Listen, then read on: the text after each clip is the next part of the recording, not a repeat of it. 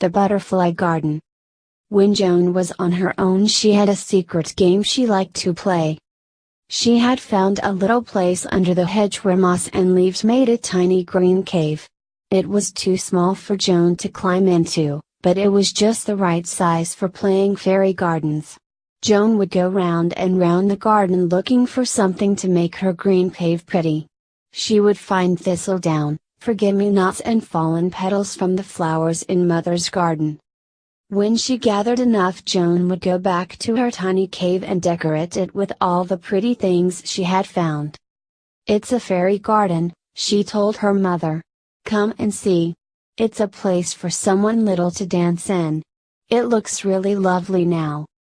The fairy gardens were always different, and for a while they did look pretty. In the spring Joan was allowed to pick a few violets. In the autumn there were crab apples and yellow poplar leaves.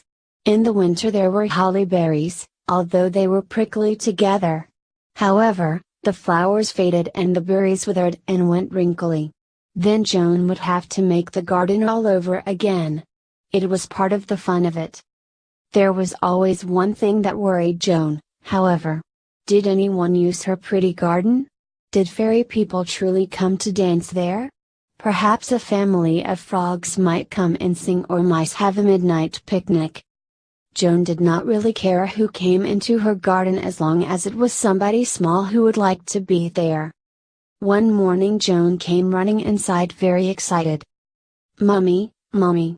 she called. "Someone has been in my garden. They've hung up a little lamp and then forgotten to take it down again." Mother and Joan went out to peer into the little green cave. Hanging from the leafy roof was something that did look like a little green lantern with specks of gold in it. "Dear me!" said Mother. "It's a chrysalis." Chrysalis was a new word for Joan. She liked it because it was such a rich, unusual word. She said it twice, to enjoy the sound of it. "Chrysalis. Chrysalis, what's a chrysalis, Mummy?" "Why," said Mummy, "it's a..." Then she stopped and laughed. "You must wait and see. You may have to wait for a while, but you will find out." For a few days Joan went to look at the chrysalis every morning, but it was not very interesting. It just hung there, always in the same place, not changing at all. Sometimes Joan made a new little garden under it, being careful not to touch it. Sometimes she forgot it. Then, one day, at last she did find something different. The chrysalis was changing color. It was getting darker. "Mummy, is it getting ripe?" asked Joan, thinking of blackberries. Mommy laughed. "It's getting ready to change. You must watch it very carefully now." "Change what to?" asked Joan, but her mother just smiled. The chrysalis turned black. Somewhere in it Joan could see a splash of red. She was really puzzled. What was the chrysalis up to? She found out one warm, sunny day. Joan looked into her garden and the chrysalis was gone. No, not quite gone, but quite changed. It had split open and was nothing but a little empty shape hanging from the leaves. Clinging to it with 6 long black legs was a new butterfly with red and black wings, looking as if he had just been painted. Slowly he opened and shut his wings, so Joan was able to see the wonderful bright pattern inside them. Mother came to look too. "You see," she said, "it's a butterfly. The caterpillar must have crawled in from next door where Mrs. Bates has the sort of plants caterpillars like to eat.